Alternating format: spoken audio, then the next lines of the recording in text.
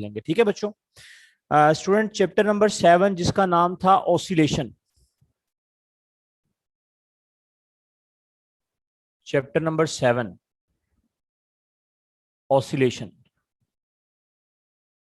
बेटे इसके अंदर हम लोगों ने last time simple harmonic motion के सिंपल कंसेप्ट्स के बारे में पढ़ा था। ठीक है बच्चों, आज हम पढ़ने जा रहे हैं टॉपिक जिसका नाम है simple harmonic motion and circular motion. इसका एक टॉपिक है आपकी टेक्स्ट बुक के अकॉर्डिंग, सिंपल हार्मोनिक मोशन और सर्कुलर मोशन क्या होता है। What is simple harmonic motion and circular motion. ठीक है। अच्छा अब बच्चों बड़े ध्यान से मेरी बात सुननी है आपने। सिंपल हार्मोनिक मोशन होता है एक बॉडी का टू एंड फ्रो मूव करना, ऊपर और नीचे। सर्कुलर मोशन होता है एक बॉडी का सर्कुलर पाथ में मूव करना। तो ये दोनों मोशन हमारी बुक ने इकट्ठी क्यों लिखी हैं, उसकी रीजन मैं आपको बताता हूं। मैं यहां पर एक लाइन लिखता हूं, आई होप आप उसको अंडरस्टैंड करेंगे। Simple harmonic motion is not circular motion. Simple harmonic motion circular motion नहीं है। अब आप बोलेंगे फिर हमारी बुक ने इन दोनों को कंपेयर क्यों किया हुआ है, जरा अगली लाइन सुनिएगा। But projection of circular motion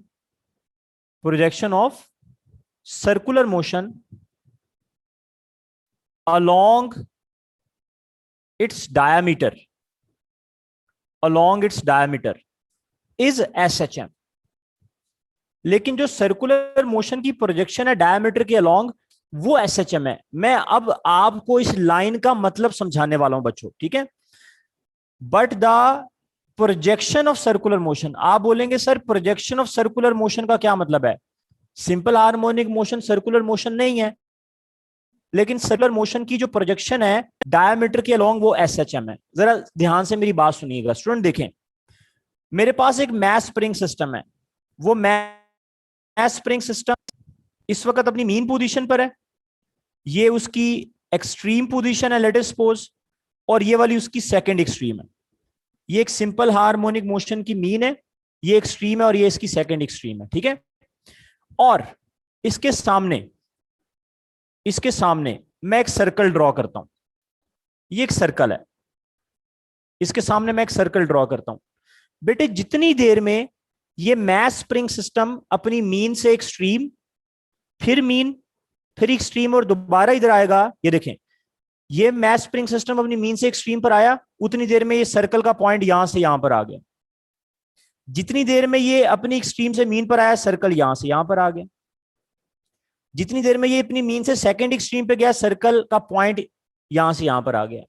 और जितनी देर में ये दोबारा वापस आया, उतनी देर में इसने अपना, जिस तरह उसने अपना यहां पर एक साइकिल पूरा किया, उसी तरह उसने सर्कुलर मोशन में भी एक साइकिल पूरा कर लिया। इन दोनों को कंपेयर करने की वजह यह है कि ये दोनों पीरियोडिक मोशंस हैं। जितनी देर में SHM में एक बॉडी अपनी मीन से एक्सट्रीम पर जाएगी, उतनी देर में सर्कुलर मोशन में एक बॉडी इस पॉइंट से इस पॉइंट के ऊपर आ जाएगी, इस पॉइंट से इस पॉइंट पर आ जाएगी, क्वार्टर कंप्लीट कर लेगी। ठीक है। तो ये एक पॉइंट है जो मैंने आपको बताया, ये पॉइंट आप लोगों ने बच्चों याद रखना है कि ये दोनों मोशंस पीरियोडिक मोशंस हैं। ठीक है। अब यहां पर मैंने एक लाइन लिखी थी, projection of circular motion along its diameter is SHM। अब सर्कुलर मोशन SHM तो ऐसे है और सर्कुलर मोशन यूं है, लेकिन जो सर्कुलर मोशन का डायमीटर है, ये जो सर्कुलर मोशन का डायमीटर है, अब मेरी बात जरा सुनिएगा बच्चों, मैं आपको एक छोटी सी एग्जांपल देता हूं समझाने के लिए।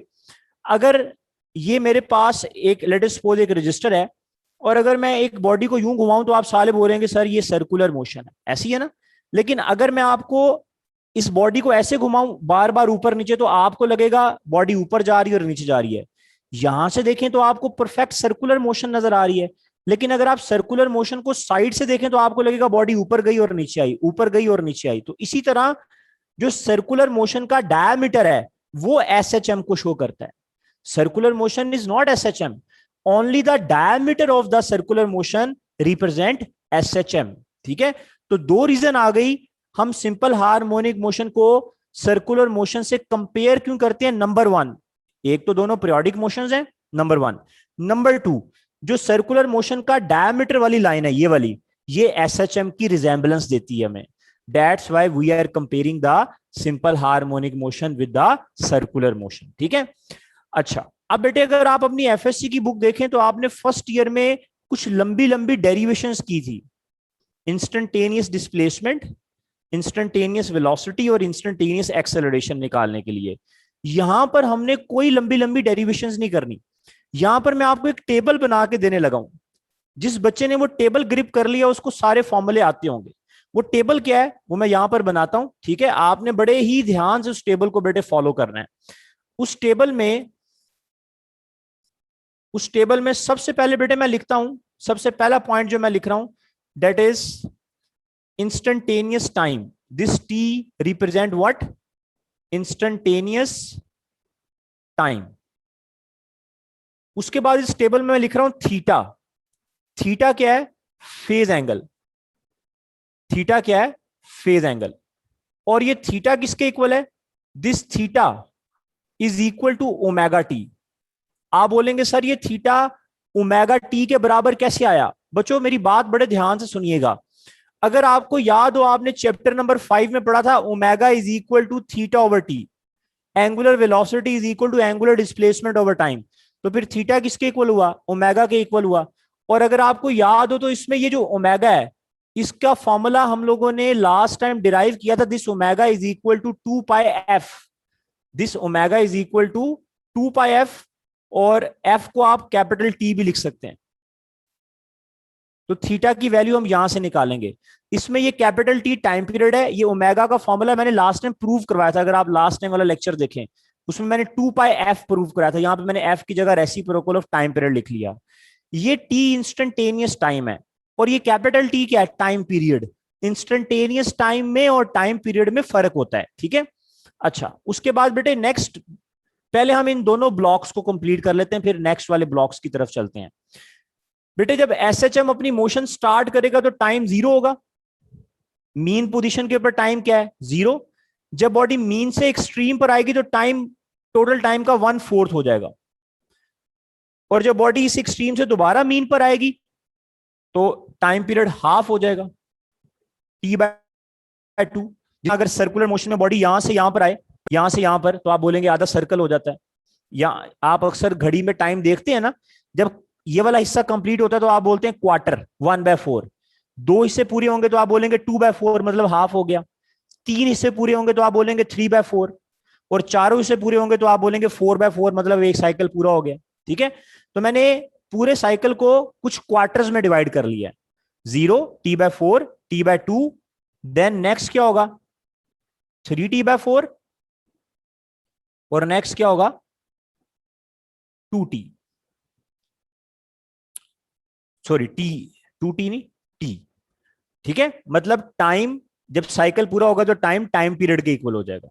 Okay, 1/4, 1/2, 3/4 and then 1। ओके। अब बेटे आपको अगर कोई भी इंस्टेंटेनियस टाइम दिया जाए और आपसे कहा जाए बताएं एंगल क्या है, एंगल, तो आपने ये वाला फॉर्मूला याद रखना है एंगल फाइंड करने के लिए। अब जरा देखिए मैं एंगल कैसे फाइंड करूंगा। इस टी की जगह 0 पुट कर दें। जब मैं टी की जगह 0 पुट करूंगा एंगल 0 डिग्री आ जाएगा। जब मैं टी की जगह T/4 पुट करूंगा, जरा इस स्मॉल टी की जगह T/4 पुट करें, टी टी से कैंसिल, 2/4, 1/2 आ जाएगा। तो यहां पे थीटा आएगा π/2। रेडियन में π/2, और इसको डिग्री में बोलेंगे 90 डिग्री, क्योंकि पाई रेडियन का मतलब होता है 2 पाई रेडियन 360 डिग्री, और pi radian mean 180 degree. 180/2 90 degree आ जाएगा। जब टाइम T/2 होगा, जब मैं स्मॉल टी की जगह T/2 लिखूंगा, T/2, तो बेटे ये टी टी से कैंसिल, 2 से कैंसिल, एंगल आ जाएगा pi. Pi means pi radian mean 180 degree, आधा सर्कल पूरा हो गया। तो देख रहे हैं आप मैं किस तरह इंस्टेंटेनियस टाइम से एंगल्स के अंदर जा रहा हूं। ठीक है। और जब टाइम 3T/4 होगा, जब इसकी जगह 3T/4 आएगा तो टी टी से कैंसिल। तो यहां पर आपके पास क्या आ जाएगा? जब इस स्मॉल टी की जगह मैं 3T/4 लिखूंगा तो टी टी से कैंसिल हो जाएगा, और यहां पे 3/4 है तो ये 2/4 2 आ जाएगा, तो यहां पे आएगा 3π/2। आप चेक कर सकते हैं, मेरे पास स्पेस कम है तो मैं डायरेक्ट आंसर लिख रहा हूं। 3π/2 को बेटे हम लोग बोलेंगे 270 डिग्री। अगर आप पाई की जगह 180 लिखें तो आपके पास 183 मल्टीप्लाई बाय 180/2 270 डिग्री आएगा। जब स्मॉल टी कैपिटल टी होगा, इधर कैपिटल टी से कैंसिल हो जाएगा और आंसर आएगा 2 पाई। 2 पाई का मतलब क्या होता है? 360 डिग्री। एक साइकिल पूरा हो गया। एक साइकिल में 2 पाई रेडियन और 360 डिग्रीज होते हैं। अब ये मैंने आपको सिखाया कि आपने इंस्टेंटेनियस टाइम से एंगल में कैसे जाना है। अब बेटे हम लोग नेक्स्ट बात करते हैं वेलोसिटी की। वेलोसिटी सॉरी, पहले हम डिस्प्लेसमेंट देखते हैं। इसमें ये एक्स क्या है? ये मैं ब्लॉक बनाता हूं, ये देखें। यहां पे मैं लिखता हूं इंस्टेंटेनियस डिस्प्लेसमेंट। इंस्टेंटेनियस डिस्प्लेसमेंट, जिसका बेटे फॉर्मूला है हमारे पास x is equal to x naught sine theta. Sine theta, हमारी बुक इस थीटा की जगह ओमेगा टी लिख रही है। आपने इसकी डेरिवेशन नहीं करनी, आपने ये फॉर्मूला याद है बेटे। अब जब मैं आपसे पूछूंगा बताएं जरा, जब इंस्टेंटेनियस टाइम 0 है तो एंगल 0 है, बताएं अब डिस्प्लेसमेंट कितनी? ये वाला x डिस्प्लेसमेंट को शो कर रहा है, ये x नॉट एम्पलीट्यूड को शो करता है। Amplitude the maximum distance between mean and extreme position. अब आप इस थीटा की जगह 0 पुट करें। साइन 0 क्या होता है? साइन 0 0 होता है, तो आंसर आ जाएगा 0। साइन 90 क्या होता है? साइन 91 होता है, तो x क्या हो जाएगा? x not. साइन 180 क्या होता है? साइन 180 भी 0 होता है, तो x 0 आ जाएगा। साइन 270 क्या होता है? साइन 270 -1 होता है, -1, तो x माइनस एक्स नॉट आ जाएगा। और साइन 360 क्या होता है? 0, तो x फिर से क्या हो जाएगा? 0। अब जरा देखें, x का 0 होना क्या शो कर रहा है कि बॉडी कहां पर है? बॉडी मीन पोजीशन पे है। x का x नॉट होना क्या शो कर रहा है कि बॉडी मैक्सिमम डिस्प्लेसमेंट पे है, मतलब एक्सट्रीम पोजीशन पर है। x का 0 होना क्या शो कर रहा है? बॉडी मीन पोजीशन पर है। x का माइनस एक्स नॉट आना क्या शो कर रहा है? बॉडी सेकंड एक्सट्रीम पर है। बॉडी का फिर से 0 आना क्या शो कर रहा है? x 0 होने का मतलब बॉडी मीन पर है। बॉडी मीन से एक्सट्रीम पर गई, एक्सट्रीम से फिर मीन पर आई, फिर सेकंड एक्सट्रीम पे गई और फिर मीन पर आई, तो एक साइकिल पूरा हो गया। ये देखें, बॉडी मीन से एक्सट्रीम पर गई, फिर मीन पर आई, फिर सेकंड एक्सट्रीम पर आई और फिर दोबारा मीन पर आ गई। अंडरस्टैंड? तो आपको कोई भी एंगल दे दिया जाए, आप ये बता सकते हैं कि इंस्टेंटेनियस डिस्प्लेसमेंट क्या है। मैं आपसे एक सवाल पूछने वाला हूं, देखते हैं कौन राइट आंसर करता है। Eight which angle instantaneous displacement will become half of the maximum value? ये एक्स नॉट मैक्सिमम वैल्यू है। 30 डिग्री। 30 डिग्री, शाबाश। क्योंकि जब मैं थीटा की जगह 30 लिखूंगा, साइन 30 क्या होता है? 1/2, तो एक्स नॉट बाय 2 आ जाएगा। एक्स नॉट मैक्सिमम डिस्प्लेसमेंट है, तो 30 डिग्री एंगल, ये कहीं साइड पे आप लिख लीजिएगा कि 30 डिग्री एंगल पर डिस्प्लेसमेंट मैक्सिमम का आधा हो जाती है। अंडरस्टैंड?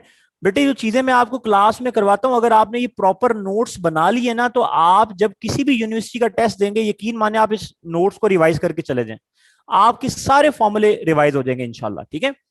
अच्छा बेटे, इसके बाद हम नेक्स्ट टेबल की तरफ चलते हैं। नेक्स्ट हमारे पास है जो टेबल मैं बनाने वाला हूं, वो वेलोसिटी का है। वेलोसिटी, वेलोसिटी बेटे, वेलोसिटी में इंस्टेंटेनियस वेलोसिटी, अगेन मैं आपको यही कहूंगा कि इसमें भी आपने फॉर्मूला याद रखना है। इंस्टेंटेनियस वेलोसिटी का फॉर्मूला है v is equal to omega under root X not square minus x square. इसमें ये ओमेगा क्या है? इस ओमेगा को बोलते हैं एंगुलर फ्रीक्वेंसी, जिसका फॉर्मूला ये लिखा हुआ है, this omega is equal to 2 pi by capital T. इसमें ये एक्स नॉट क्या है? एम्पलीट्यूड। और ये सिंपल एक्स क्या है? Instantaneous displacement. Instantaneous displacement mean any displacement, किसी भी वक्त। X not mean maximum displacement. Okay? तो स्टूडेंट, जब मैं आपसे कहूंगा बॉडी मीन पोजीशन पे है, मीन पर, तो आप इस एक्स की जगह 0 पुट कर देंगे। जब इस एक्स की जगह 0 आएगा तो बेटे फॉर्मूला आ जाएगा v is equal to omega X naught. क्योंकि x 0 हो गया तो ये स्क्वायर एंड रूट से कैंसिल हो जाएगा, ओमेगा एक्स नॉट आ जाएगा। बेटे ये फॉर्मूला है मैक्सिमम वेलोसिटी का। तो आप देख रहे हैं मीन पे डिस्प्लेसमेंट 0 है, लेकिन वेलोसिटी मैक्सिमम है। इसी फॉर्मूले को हम यूं भी लिख सकते हैं, v naught is equal to omega की जगह आप 2 पाए ओवर कैपिटल टी भी लिख सकते हैं, एक्स नॉट। और इसी फॉर्मूले को बच्चों आप यूं भी लिख सकते हैं, v not reciprocal of time period की जगह आप ये भी लिख सकते हैं 2 pi F. 2 pi F, reciprocal of time period is frequency X not. बेटे इन दोनों न्यूमेरिकल्स के क्वेश्चन यूईटी के अंदर आए हुए हैं। मैक्सिमम वेलोसिटी आप ओमेगा से भी निकाल सकते हैं, आप टाइम पीरियड से भी निकाल सकते हैं, आप फ्रीक्वेंसी से भी निकाल सकते हैं। ये जो फॉर्मूलेज मैं आपको बता रहा हूं ये बेटे आपने भूलने नहीं है। अच्छा नेक्स्ट देखें, जब डिस्प्लेसमेंट एक्स नॉट होगी, एक्स नॉट, जब मैं इस एक्स की जगह एक्स नॉट पुट करूंगा तो एक्स नॉट से कैंसिल हो जाएगा, आंसर क्या आ जाएगा, zero. Velocity will become zero eight extreme position. तो अक्सर आपसे सवाल होते होंगे एफएससी में कहां पर कौन मैक्सिमम और कहां पर कौन मिनिमम है। तो मीन पोजीशन पे डिस्प्लेसमेंट जीरो है और एक्सट्रीम पर displacement maximum but velocity zero है। ठीक है, जब एक्स की जगह जीरो पुट करेंगे दोबारा यही आंसर आ जाएगा, v is equal to omega X naught. जब x की जगह माइनस एक्स नॉट पुट करेंगे तो माइनस एक्स नॉट का स्क्वायर प्लस हो जाएगा, फिर दोनों कैंसिल हो जाएंगे। जब मैं x की जगह जीरो पुट करूंगा दोबारा से मेरे पास आंसर आ जाएगा v is equal to omega X not. तो बेटे ये पॉइंट ये शो करता है कि बॉडी अपनी मैक्सिमम वेलोसिटी मीन पोजीशन पे शो कर रही है एसएचएम के अंदर। ये सिंपल हार्मोनिक मोशन की बात हो रही है। So velocity is maximum at mean position. ठीक है, मैं यहां पर लिख देता हूं कि मैक्सिमम वेलोसिटी का, ये मैक्सिमम वेलोसिटी का फॉर्मूला है, maximum velocity, this is the formula of maximum velocity. ठीक है, इसी तरह बेटे हम लोग एक्सेलरेशन का टेबल बनाएंगे, एक्सेलरेशन का। ठीक है, एक्सेलरेशन के लिए मैं थोड़ा सा कैमरा उधर कर रहा हूं ताकि आप इसको क्लियर देख सकें।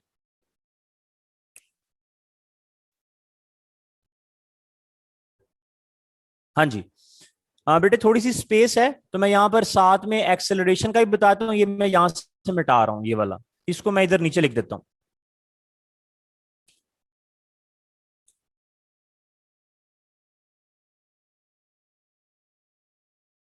ठीक है, एक्सेलरेशन को भी मैं यहीं पर बना रहा हूं, instantaneous acceleration.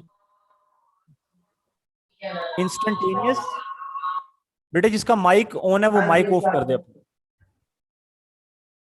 Minus omega square x, ये तीनों फॉर्मूले आपको याद होने चाहिए। इंस्टेंटेनियस एक्सेलरेशन का फॉर्मूला है माइनस ओमेगा स्क्वायर एक्स। इसमें अगेन ओमेगा क्या है, एंगुलर फ्रीक्वेंसी, जिसका फॉर्मूला क्या है, 2 pi by capital T. Understand बेटे, जब मैं आपसे कहूंगा x जीरो है, ये देखें जब x जीरो है और इस x की जगह मैं जीरो लिखूंगा तो एक्सेलरेशन क्या हो जाएगी, zero. Acceleration will become zero at mean position, acceleration is also minimum. Okay, जब x नॉट के इक्वल है, when x is equal to x naught, बेटे जरा देखिएगा, ध्यान से बात सुननी मेरी आप लोगों ने। जब x हमारे पास x नॉट के इक्वल है तो इस x की जगह x नॉट आ जाएगा और एक्सेलरेशन क्या हो जाएगी, minus omega square X not, minus omega square X not. This is called maximum acceleration. तो आप देख सकते हैं मैक्सिमम एक्सेलरेशन कहां पर है, एक्सट्रीम पोजीशन पर। जब डिस्प्लेसमेंट मैक्सिमम तो एक्सेलरेशन भी मैक्सिमम। क्यों, क्योंकि आपको बताया गया था सिंपल हार्मोनिक मोशन में एक्सेलरेशन डिस्प्लेसमेंट के डायरेक्ट होती है। जब ये मैक्सिमम तो ये भी मैक्सिमम, नेगेटिव साइन शो करता है, दोनों एक दूसरे के ऑपोजिट हैं। ठीक है, अगेन बेटे इस फॉर्मूले में आप ओमेगा की वैल्यू पुट करें तो मैक्सिमम एक्सेलरेशन का फॉर्मूला क्या आएगा, minus 2 pi by capital T, इसका स्क्वायर, इसका स्क्वायर आ जाएगा यहां पर, इसको यूं कर लें और यहां पे एक्स नॉट आ जाएगा अगर मैं ओमेगा की वैल्यू पुट कर दूं तो। ठीक है, जब x जीरो है, x की जगह जीरो पुट करें, एक्सेलरेशन क्या आ जाएगी, जीरो। x की जगह माइनस एक्स नॉट पुट करें, माइनस माइनस प्लस हो जाएगा और एक्सेलरेशन की वैल्यू क्या आएगी बेटे, यहां पर एक्सेलरेशन की वैल्यू आएगी ओमेगा स्क्वायर एक्स नॉट। बेटे आप कुछ देख रहे हैं, जब x पॉजिटिव मैक्सिमम तो एक्सेलरेशन नेगेटिव मैक्सिमम, जब डिस्प्लेसमेंट नेगेटिव मैक्सिमम तो एक्सेलरेशन पॉजिटिव मैक्सिमम। ये शो करता है कि एक्सेलरेशन डिस्प्लेसमेंट के डायरेक्ट है लेकिन दोनों एक दूसरे के ऑपोजिट हैं। जब ये पॉजिटिव मैक्सिमम होगा तो ये नेगेटिव मैक्सिमम होगा, जब ये पॉजिटिव मैक्सिमम होगा तो ये नेगेटिव मैक्सिमम होगा। ठीक है, और बेटे लास्ट में जब x जीरो होगा, इस x की जगह आप जीरो पुट करें, जब x जीरो होगा तो एक्सेलरेशन जीरो हो जाएगी। तो ये है आपका टेबल जिसके अंदर आपके पास हर के 5 कॉलम है, 5 रो है, 25 एमसीक्यूज मैंने आपको इस टेबल के अंदर दे दिए हैं। 25 एमसीक्यूज मौजूद हैं इस टेबल के अंदर। अंडरस्टैंड? ये बातें आप लोगों ने, अब देखिए आपने पूरे टेबल को रट्टा नहीं लगाना, आपने ये तीनों फॉर्मूले याद रखने। जब मैं बोलूंगा बॉडी मीन पोजीशन पे है तो एक्स की जगह 0 पुट कर देंगे, जब मैं बोलूंगा बॉडी एक्सट्रीम पर है तो एक्स की जगह आप एक्स नॉट पुट कर देंगे, ठीक है? और बच्चों अगर मैं इनका ग्राफ बनाऊं, जरा ध्यान से बेटे मेरी बात सुनिएगा, इसका स्क्रीनशॉट ले लें, ये वाली साइड में मिटाने वाला हूं।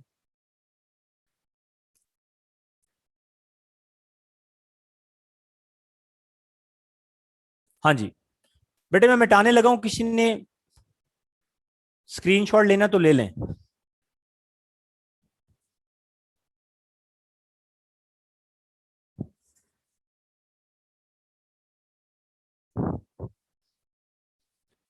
अच्छा बच्चों अब जरा ध्यान से मेरी बात सुनिएगा, अगर मैं इनकी वेव फॉर्म ड्रॉ करूं, वेव फॉर्म, तो जिस तरह आपने सेकेंड ईयर में ऑल्टरनेटिंग करंट वाले चैप्टर में वेव फॉर्म ड्रॉ की थी, अब जरा देखिए मैं वेव फॉर्म्स ड्रॉ कर रहा हूं। अगर मैं डिस्प्लेसमेंट की वेव फॉर्म ड्रॉ करूं तो डिस्प्लेसमेंट की वेव फॉर्म यूं होगी ऐसे, यहां पर एक्स जीरो, यहां पर एक्स मैक्सिमम, यहां पर एक्स जीरो, यहां पर एक्स नेगेटिव मैक्सिमम, यहां पर x zero, zero maximum, zero negative maximum, zero. ये मैंने किसकी वेव फॉर्म, ये मैंने, ये ब्लू वाली किसकी है, ये ब्लू वाली है एक्स की, डिस्प्लेसमेंट की टाइम के साथ। अब जरा देखें जब एक्स जीरो है तो वेलोसिटी क्या है, मैक्सिमम। जब एक्स जीरो है तो वेलोसिटी क्या है, मैक्सिमम। मतलब वेलोसिटी यहां से स्टार्ट होगी, वेलोसिटी यहां से स्टार्ट होगी और यूं जाएगी। अगर आपको याद हो आपने लैग और लीड का कंसेप्ट पढ़ा होगा बेटे, याद होगा आप लोगों को, आपने सेकेंड ईयर में लैग और लीड का कंसेप्ट पढ़ा होगा। तो इस वाली, ये ब्लैक वाली लाइन किसकी है, वेलोसिटी की, और ब्लू वाली लाइन किसकी है, डिस्प्लेसमेंट की। तो आप देख सकते हैं वी लीड कर रहा है डिस्प्लेसमेंट से by an angle of 90 degree. तो अगर कोई आपसे पूछे वेलोसिटी में और एक्सेलरेशन, वेलोसिटी में और डिस्प्लेसमेंट में कितना एंगल है, तो आप क्या बोलेंगे, 90 डिग्री। इसकी मैं वेव फॉर्म यूं ड्रॉ करूंगा। बच्चों बड़े ध्यान से मेरी बात सुननी है आप लोगों ने, जरा देखें। वेलोसिटी, इसकी वेक्टर डायग्राम यूं होगी, ये वेलोसिटी है, ये वेलोसिटी और ये डिस्प्लेसमेंट। तो आप देख सकते हैं वेलोसिटी और डिस्प्लेसमेंट में कितना एंगल है, 90 डिग्री। ये काम आप लोगों ने सेकेंड ईयर में किया हुआ बेटे, चैप्टर नंबर 16 के अंदर, ठीक है? और बेटे अगर मैं एक्सेलरेशन की वेव फॉर्म ड्रॉ करूं तो एक्सेलरेशन स्टार्ट जीरो से हो रही है, लेकिन बाद में वो नेगेटिव पर जा रही है, फिर जीरो और फिर पॉजिटिव पर आ रही है। मतलब डिस्प्लेसमेंट का ऑपोजिट ग्राफ, डिस्प्लेसमेंट का ऑपोजिट ग्राफ, जो डिस्प्लेसमेंट का ऑपोजिट ग्राफ है वो किसका है, एक्सेलरेशन का, क्योंकि डिस्प्लेसमेंट हमेशा एक्सेलरेशन के ऑपोजिट होती है। बात समझ आ रही है बेटे? तो वेक्टर डायग्राम में एक्सेलरेशन कहां पर होगी, वेक्टर डायग्राम में एक्सेलरेशन ये होगी, ये देखें। अब आप देख सकते हैं वेलोसिटी और एक्सेलरेशन में एंगल कितना है, 90। वेलोसिटी और डिस्प्लेसमेंट में एंगल कितना है, 90। एक्सेलरेशन और डिस्प्लेसमेंट में कितना है, 180। ये इधर है, ये दोनों ऑपोजिट हैं, 180। तो मैंने आपको 3 एमसीक्यूज बताए हैं, रिपीट कर रहा हूं। Angle between velocity and displacement is 90, angle between velocity and acceleration is 90, angle between velocity and displacement is 1। आप इस फिगर को याद रखें, आपको नजर आ जाएगा। वी और एक्स में एंगल 90, वी और ए में एंगल 90, एक्स और ए में एंगल 180 डिग्री। ये वो सारे पॉइंट्स हैं जो कि अक्सर एंड टेस्ट में पूछे जाते हैं। ये पॉइंट्स बेटे आप लोगों को अच्छी तरह पता होने चाहिए, ठीक है स्टूडेंट? इसी के साथ मैं आपको 1-2 क्वेश्चन करवा देता हूं इसके, कि इसके क्वेश्चन किस तरह के आते हैं। पहला क्वेश्चन बताएं जी, what is the ratio of maximum displacement to maximum velocity? बताएं, मैक्सिमम डिस्प्लेसमेंट से मैक्सिमम वेलोसिटी की रेशियो किसके इक्वल होगी? मैक्सिमम एक्सेलरेशन किसके इक्वल है, माइनस स्क्वायर एक्स नॉट। तो मैक्सिमम एक्सेलरेशन किसके इक्वल होगी, minus omega square X not. और maximum velocity omega X not, omega X not. X not से कैंसिल, एक ओमेगा एक से cancel, answer is minus omega. ठीक है, इस तरह के क्वेश्चन आपसे हो सकते हैं। आपसे यूं क्वेश्चन किया जा सकता है, बताएं जी, if time period is 10 second, अगर टाइम पीरियड 10 सेकेंड है तो एक्सेलरेशन की इक्वेशन क्या होगी? What is the equation of instantaneous acceleration if time period is 10 second? Time period से एक्सेलरेशन में कैसे जाएंगे? एक्सेलरेशन का वो फॉर्मूला लिखा है, minus omega square X not. तो मैं यहां पे लिखूंगा acceleration is equal to minus omega square X not minus omega square x. ठीक है, और इस ओमेगा की जगह ओमेगा को टाइम पीरियड में कैसे कन्वर्ट करेंगे, omega 2 pi by capital T के इक्वल है, तो यहां पर आ जाएगा minus 2 pi by capital T. Capital T की जगह क्या आ जाएगा 10 इसका स्क्वायर, और यहां पर साथ में क्या आ जाएगा एक्स। तो ये आपने मतलब एज इट इज ये क्वेश्चन पूछा गया था जिसमें आपने सिर्फ इक्वेशन बतानी थी। अंडरस्टैंड। एक आखिरी सवाल मैं आपसे पूछता हूं जो आप मुझे खुद सॉल्व करके देंगे। इस क्वेश्चन की मैं आपको वैल्यूज बताता हूं क्योंकि इसकी ये वैल्यू वाला क्वेश्चन था, तो मैंने ये क्वेश्चन रजिस्टर पे सारे लिखे होते हैं, तो मैं आप लोगों को ये क्वेश्चन जो है ना वो प्रैक्टिस के लिए करवाता रहता हूं। हाँ जी,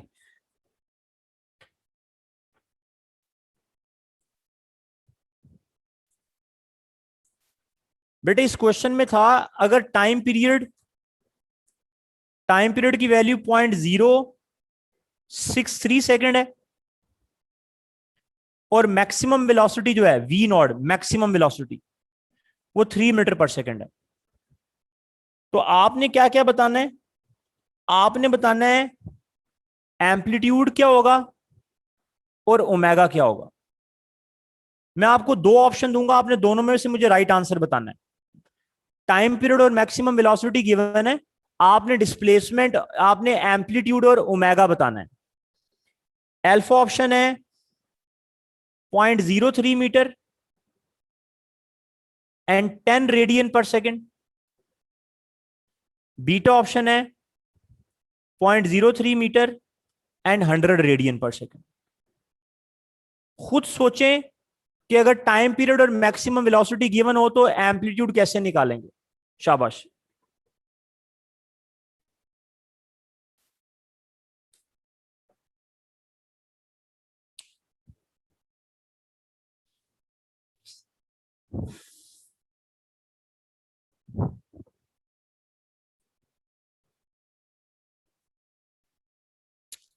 हाँ जी, किसी ने फाइंड किया आंसर अभी तक?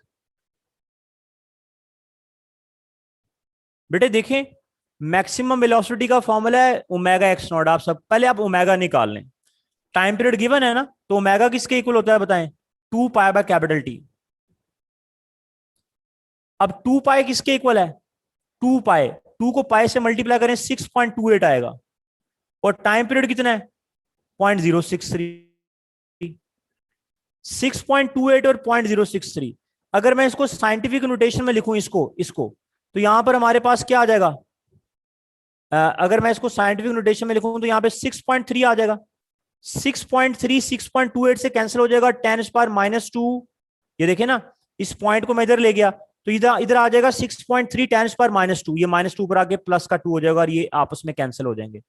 तो ऊपर क्या आएगा 10⁻², जब +2 होगा तो क्या आ जाएगा 100 आ जाएगा।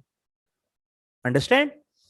अब आपको ओमेगा पता लग गया, मैक्सिमम वेलोसिटी का फॉर्मूला क्या होता है ओमेगा एक्स नॉट। अब आपने यहां से एक्स नॉट निकालना है, एक्स नॉट इधर आ जाएगा, we naught over omega. V naught कितना है 3, और ओमेगा आपने निकाला वो 100 आया जब आपने इसको इससे डिवाइड किया, तो 3/100 क्या है 0.03। Beta option is right. ठीक है, तो इस तरह के क्वेश्चन है, मल्टीपल क्वेश्चन है मेरे पास आपको करवाने के लिए, लेकिन हमने बाकी टॉपिक्स भी करने, तो आप ये चीजें भी नोट कर लें। मैं ये टेबल को रेज करने लगा हूं, टेबल में से किसी ने कुछ लिखना है तो लिख लें।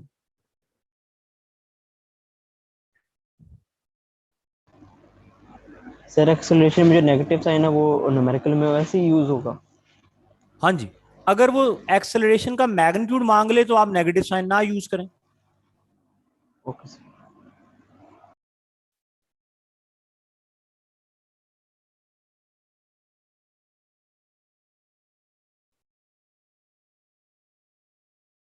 सर ये क्वेश्चंस ग्रुप में सेंड कर देना। यार ये आप स्क्रीनशॉट ले लें, कोई बच्चा ग्रुप में सेंड कर दे, फिलहाल मेरे पास बड़े रफ लिखे हुए।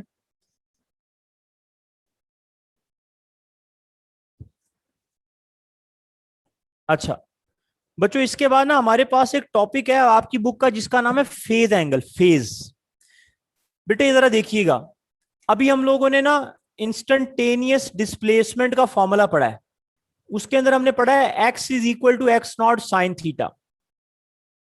साइन थीटा मैं आपको 2 पॉइंट्स बताने वाला हूं जो आपने याद रखने हैं। बेटे अगर एक बॉडी, अभी हमने टेबल बनाया उसमें आपने देखा होगा, अभी कर रहे हैं, चलो रख दो, करने के लिए कोई बॉल पेन दे देना। अच्छा बेटे जरा देखें, इसमें ये थीटा फेज एंगल है। अगर मैं आपसे कहूं इफ अ बॉडी, इस फॉर्मूले को आप यूं भी लिख सकते हैं, X is equal to x naught sine theta plus phi. आप बोलेंगे सर ये फाइ क्या है? Phi, this phi is called initial phase. Initial phase starting angle क्या है? अगर मैं आपसे कहता हूं if a body start its motion from mean position, from mean position, अगर एक बॉडी अपनी मोशन मीन पोजीशन से स्टार्ट करती है, अगर एक बॉडी अपनी मोशन मीन पोजीशन से स्टार्ट करे तो बॉडी का इनिशियल फेज क्या होगा? 0 डिग्री। कोई बता सकता है कैसे? जो मैंने टेबल बनाया जरा उस टेबल को देखें, जब बॉडी मीन पोजीशन पे है तो बॉडी का एंगल 0 डिग्री है। आप बोलेंगे सर वो तो 180 और 360 भी है, लेकिन मैंने बोला बॉडी स्टार्ट इट्स मोशन, तो स्टार्टिंग एंगल, जब बॉडी मीन पोजीशन से अपनी मोशन स्टार्ट करेगी तो बॉडी का स्टार्टिंग एंगल क्या होगा? 0 डिग्री। तो जब मैं इस थीटा की जगह 0 पुट करूंगा तो हमारे पास ये इक्वेशन क्या आएगी? बोले हमारे पास x आ जाएगा, x is equal to x naught sine theta, क्योंकि थीटा की जगह तो 0 आ गया, इस फाइ की जगह 0 आ गया तो थीटा प्लस 0 थीटा आ जाएगा। लेकिन अगली बात बड़ी ध्यान से सुनिएगा, अगर मैं आपसे कहता हूं if a body start its motion from extreme position, अगर एक बॉडी अपनी मोशन एक्सट्रीम से स्टार्ट करे, एक्सट्रीम से, अब जरा देखें पहली वाली एक्सट्रीम पर बॉडी का एंगल क्या था, जरा चेक करें, 90 डिग्री। आप खुद देख सकते हैं टेबल जो भी बना के दिया मैंने आपको। अगर बॉडी अपनी मोशन एक्सट्रीम से स्टार्ट करी तो बॉडी का स्टार्टिंग एंगल 90 डिग्री है। अब मुझे बताएं जब मैं इस फाइ की जगह 90 डिग्री पुट करूंगा तो मेरे पास क्या आएगा? मेरे पास आएगा x is equal to x naught sine theta plus 90। Trigonometry first year में आपने फॉर्मूला पढ़ा होगा, sine alpha plus beta, sine alpha cos beta, cos alpha sine beta, आपको याद होगा, आपने ट्रिग्नोमेट्री में पढ़ा होगा। जब आप इसका आंसर निकालेंगे ना इतने हिस्से का, sine theta cos 90 cos theta sine 90, तो बेटे आपको आंसर मिलेगा x is equal to x not cos theta. आप चेक कर सकते हैं इसको सॉल्व करके। तो मैं आपको बताना क्या चाहता हूं, आपने ये वाली इक्वेशन कब यूज करनी है? When body start its motion from extreme position. आपने ये वाली इक्वेशन कब यूज करनी है? When body start its motion from mean position. अगर बॉडी अपनी मोशन मीन पोजीशन से स्टार्ट करे तो बॉडी का ग्राफ यूं होगा, ऐसे मीन से बॉडी एक्सट्रीम पर गई है। अगर बॉडी अपनी मोशन स्टार्ट एक्सट्रीम से कर रही है तो फिर ग्राफ एक्सट्रीम से शुरू होगा, मैक्सिमम पॉइंट से, और ग्राफ यूं आगे जाएगा। अंडरस्टैंड? ये साइन कर्व है, इसको साइनोसाइडल कर्व बोलते हैं, और ये कोसाइन कर्व है। कोसाइन कर्व हमेशा मैक्सिमम पॉइंट से स्टार्ट होती है। ठीक है, यहां पर भी आपसे एक क्वेश्चन कर लेता हूं। वो क्वेश्चन ये है,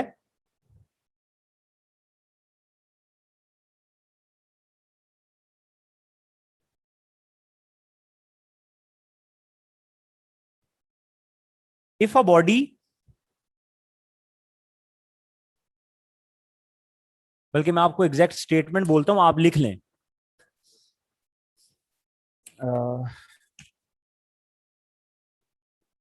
हाँ जी, the time in SHM taken by the body to move from extreme position to half of amplitude, the time taken by the body, ये देखें मैं यहां पर लिख देता हूं,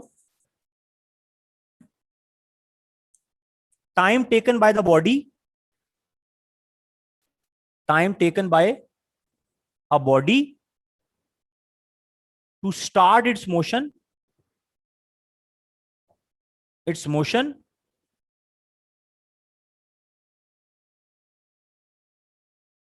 sorry time taken by body to move, time taken by a body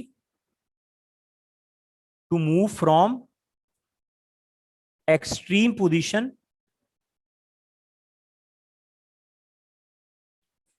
to half of its amplitude. थोड़ा सा मुश्किल सवाल है, आपको बड़ा सोचना पड़ेगा।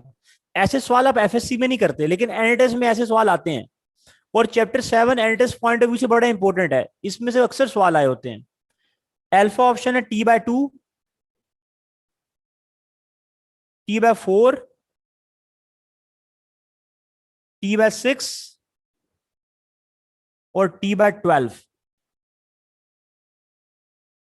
Time taken by a body to move from extreme position to half of its amplitude. अब बेटे देखें, यहां पर उसने मेंशन कर दिया move from extreme position. Body extreme से अपनी मोशन स्टार्ट कर रही है। अगर बॉडी एक्सट्रीम पोजीशन से मोशन स्टार्ट कर रही है तो आपने फिर साइन थीटा वाली इक्वेशन नहीं लगानी, आपने कॉस थीटा वाली इक्वेशन लगानी है। तो हम यहां पर इक्वेशन लगाते हैं, x is equal to x not cos theta. उसने बोला है time taken by the body. आप बोलेंगे सर इस इक्वेशन में टाइम तो आ ही नहीं रहा। अब अगर आपको याद हो, अभी मैंने आपको थीटा की वैल्यू बताई है, टेबल को दोबारा देखें, उसमें थीटा की वैल्यू हमने लिखी थी 2π/T into small t. Theta is equal to omega T.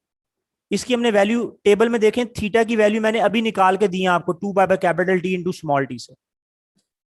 अब हमने ये स्मॉल टी निकालना है कब? When body start its motion from extreme to half of its amplitude. अगर एक बॉडी की डिस्प्लेसमेंट उसके, ये एक्स नॉट के एम्पलीट्यूड, अगर बॉडी की डिस्प्लेसमेंट एम्पलीट्यूड की आधी हो जाए, cos 2π/T into small T. ठीक हो गया? अब जरा देखें तो यहां पर ये वाला x0 से क्या हो जाएगा? इस x की जगह मैंने x0/2 क्यों पुट किया? क्योंकि उसने बोला है बॉडी की मोशन एक्सट्रीम से हाफ ऑफ एम्पलीट्यूड तक गई है, मतलब एम्पलीट्यूड x0 है तो उसका हाफ क्या होगा? x0/2। अब जरा देखें बेटे, यहां पर आ जाएगा 1/2। ये cos इधर आएगा तो cos इनवर्स 1/2 क्या होता है? आप मैथ्स पढ़ते हैं, बताएं cos इनवर्स 1/2 क्या होता है? 60। शाबाश। cos इनवर्स 1/2 60 डिग्री होता है। cos inverse 1/2 is equal to 60 degree. और बेटे 60 डिग्री को जरा रेडियन में बताएं। 60 डिग्री रेडियन में होगा π/3। 60 डिग्री रेडियन में कितना होगा? π/3। अब यहां पर क्या आ गया? 2π/T into small T. यहां पर ये बच गया, ये पाए पाए से कैंसिल, ये टी इधर आ जाएगा, 2 इधर आ जाएगा, तो आंसर आएगा T/6। Charlie is the right option. ये मुश्किल सवाल है, लेकिन ये सवाल एनटेस्ट में आते हैं। अगर सेम सवाल में बेटे वो आपसे कहता if a body start, if the time taken by the body to move from mean position to half of its amplitude, फिर कौन सा फॉर्मूला यूज करना था? बताएं जरा। शाबाश। फिर हमने ये वाला, साइन वाला यूज। शाबाश। जो बच्चे ध्यान से बात सुनते हैं वो ऑनलाइन में भी बड़ा अच्छा पढ़ लेते हैं। बेटे देखें, ये हमारा मसला नहीं है, दुनिया के तमाम बच्चे इस वक्त ऑनलाइन नहीं पढ़ रहे हैं। और ऑनलाइन पढ़कर भी लास्ट टाइम हमारे जो नस्ट के मेरे स्टूडेंट्स हैं, उन्होंने ऑनलाइन पढ़कर नस्ट के अंदर क्वालिफाई किया, ऑनलाइन पढ़कर उन्होंने यूईटी में फास्ट में क्वालिफाई किया है। तो अगर आप ऑनलाइन थोड़ी सी एफर्ट करें तो आप ऑनलाइन में भी बड़ा अच्छा पढ़ सकते हैं। ठीक है? ये सारी चीजें पढ़ने के बाद जब आप फिजिकल में ये चीजें पढ़ेंगे तो आप और ज्यादा शार्प हो जाएंगे। अच्छा, तो बेटे इसका आप स्क्रीनशॉट ले लें। इसके बाद मैंने सिर्फ एक टेबल बना के देना है। ये चैप्टर आज एंड नहीं होगा, इसको कल हम एंड करेंगे, लेकिन वो टेबल आपको मैं इसलिए बना के दे रहा हूं कि कल तक आप उनके फॉर्मूले याद कर लें, ताकि कल हम आते हैं उनके क्वेश्चंस कर लें। ये जो मैंने लिखा है इसका स्क्रीनशॉट ले लें जल्दी से।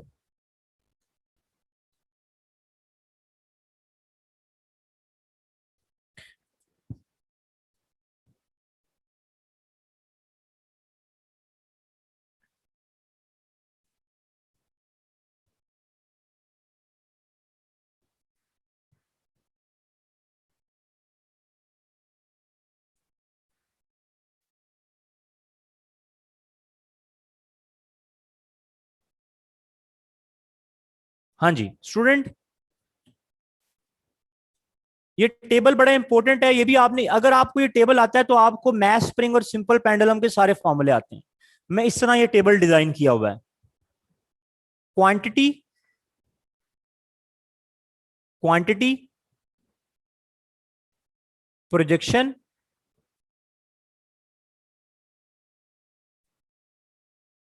Horizontal mass spring system, horizontal mass spring, simple pendulum, simple pendulum. Okay, हाँ जी। सबसे पहले बेटे मैं यहां पर लिख रहा हूं एंगुलर फ्रीक्वेंसी, एंगुलर फ्रीक्वेंसी। यहां पे मैं लिख रहा हूं टाइम पीरियड, टाइम पीरियड। ठीक है,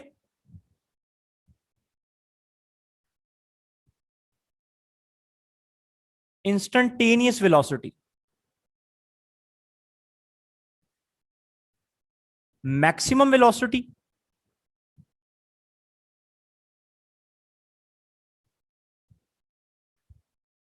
इंस्टेंटेनियस एक्सेलरेशन। ठीक है, अच्छा। अब बच्चों बड़े ध्यान से बात सुने, ये प्रोजेक्शन का मतलब क्या है? What is meant by this projection? बेटे इस प्रोजेक्शन का मतलब है, हम अभी हमने टॉपिक पढ़ा एसएचएम एंड सर्कुलर मोशन। तो सर्कुलर मोशन की प्रोजेक्शन एसएचएम है। एंगुलर फ्रीक्वेंसी को ओमेगा से शो करते हैं। ओमेगा किसके इक्वल है? 2 पाई बाय कैपिटल टी। मैं आपको 10वीं या 12वीं दफा बता रहा हूं कि omega 2 pi by capital T होता है। अगर मैं इस टाइम पीरियड को इधर ले जाऊं तो टाइम पीरियड किसके इक्वल आएगा? 2 पाई बाय ओमेगा। ये इधर चला गया, इधर आ गया। इंस्टेंटेनियस वेलोसिटी का फॉर्मूला भी मैंने आपको टेबल में लिख के दिया, x not square minus x square. Maximum velocity का फॉर्मूला भी अभी हमने टेबल में प्रूव किया, ओमेगा एक्स नॉट। और इंस्टेंटेनियस एक्सेलरेशन का फॉर्मूला भी हमने प्रूव किया, minus omega square x. Prove नहीं किया, मैंने कहा था आपने याद रखना।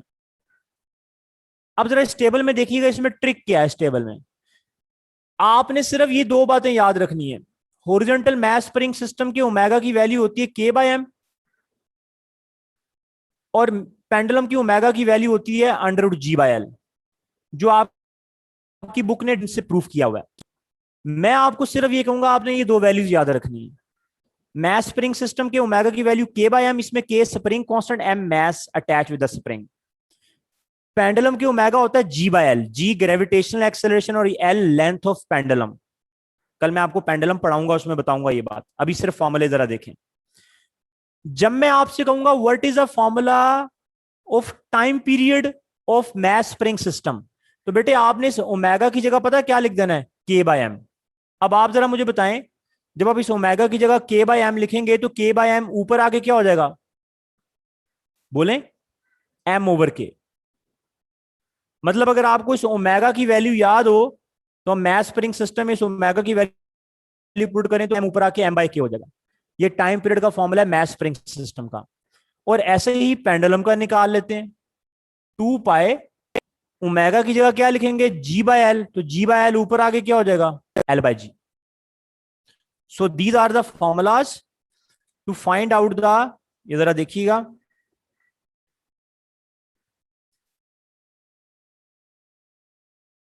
ठीक है।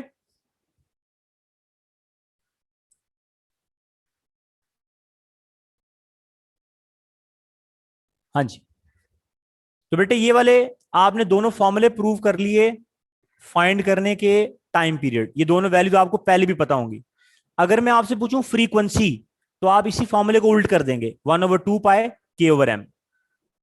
पेंडुलम की फ्रीक्वेंसी 1/2 पाए जी बाय एल। ठीक है, अच्छा। अब मैं आपसे पूछता हूं, बताएं जी मैस स्प्रिंग सिस्टम का, मैस स्प्रिंग सिस्टम का वेलोसिटी क्या होगी? तो आपको ओमेगा की वैल्यू पता है क्या है? K by M. तो आप इस ओमेगा की जगह वैल्यू पुट कर दें, क्या आ जाएगी बताएं? के बाय एम। कुछ भी नहीं किया, जो फॉर्मूले आपने प्रूव किए हैं वही फॉर्मूले हैं, सिर्फ आपने दोनों की ओमेगा की वैल्यूज याद रख लेनी है। ताकि आपको मल्टीपल रट्टे ना लगाने पड़े। ठीक है, आपको यही फॉर्मूले आने चाहिए, इन दोनों की सिर्फ ओमेगा की वैल्यू याद रख लें और फॉर्मूले खुद ही बनाते रहें। तो यहां पे ओमेगा की जगह के बाय एम आ जाएगा, इधर क्या आ जाएगा x not square minus x square, और पेंडुलम का ओमेगा क्या है under root g by l, तो यहां पर क्या आ जाएगा under root g by l x not square minus x square. ठीक है, इधर भी ऐसे ही करें, ओमेगा की जगह के बाय एम लिखेंगे तो यहां पे क्या हो जाएगा we not is equal to omega की जगह क्या आ जाएगा के बाय एम और यहां पर आ जाएगा एक्स नॉट।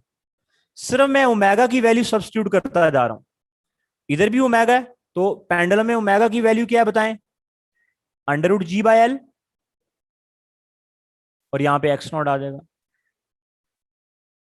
इस तरह अगर आप देखें तो यहां पर भी ओमेगा आ रहा है, फिर दोनों में ओमेगा की वैल्यू पुट कर दें तो ओमेगा स्क्वायर है यहां पर, तो जब मैं इसका स्क्वायर लूंगा तो बताएं क्या आएगा माइनस के ओवर एम एक्स, ओमेगा की वैल्यू पुट की के ओवर एम, इसका स्क्वायर था तो स्क्वायर रूट से कैंसिल हो गया, यहां पर आ जाएगा ओमेगा की वैल्यू जी बाय एल, इधर जी बाय एल पुट करेंगे इधर आ जाएगा माइनस जी ओवर एल एक्स।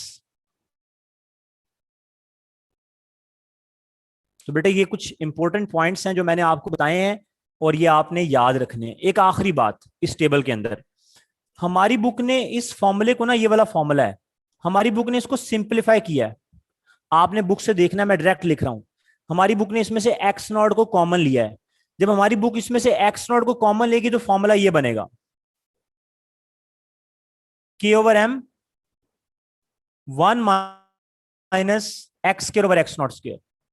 मैं इतना एक्सपेक्ट करता हूं आप लोगों से कि आप मैथ पढ़ते हैं तो आप ये चीजें कर सकते हैं आराम से। देखें, जब मैं इसमें से एक्स नॉट स्क्वायर कॉमन लूंगा तो यहाँ पे 1 आ जाएगा और यहाँ पे X by X not square आ जाएगा। इस एक्स नॉट स्क्वायर को मैंने बाहर लिख दिया तो स्क्वायर अंडर से कैंसिल हो गया, तो यहाँ पे एक्स नॉट आ गया। मैं आपको एक फॉर्मूला बताना चाहता हूँ, ये आपकी बुक में लिखा हुआ है, अगर आप देखें तो ये क्या लिखा हुआ है x not k by M, ऐसी है, और ये भी क्या लिखा हुआ है maximum x not k by M. Understand? तो हमारी बुक ने एक फॉर्मूला लिखा है, मैं वहां पर लिख रहा हूं मैस स्प्रिंग सिस्टम का, मैस स्प्रिंग सिस्टम की जो इंस्टेनियस वेलोसिटी है उसका फॉर्मूला है x not k by m, x not k by m 1 minus x square over x not square. और ये k by m, x not k by m किसके equal है maximum velocity के। तो हमारे पास यहां पे फॉर्मूला आ जाएगा instantaneous velocity is equal to maximum velocity under root 1 minus x square over x not square. ये वाला फॉर्मूला आपने कब यूज करना है सुन लें, this the formula is the relation between instantaneous velocity and maximum velocity. ये वाला फॉर्मूला इन दोनों को मिलाकर बना है, इसको और इसको। This is the formula between instantaneous and maximum velocity. 2 minute है, मैं आपको इसका सवाल करवाता हूं, बाकी काम इंशाल्लाह कल करेंगे।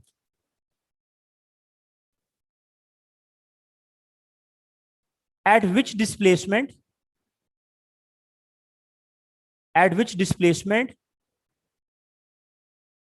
velocity will become half of its maximum value? हाँ जी,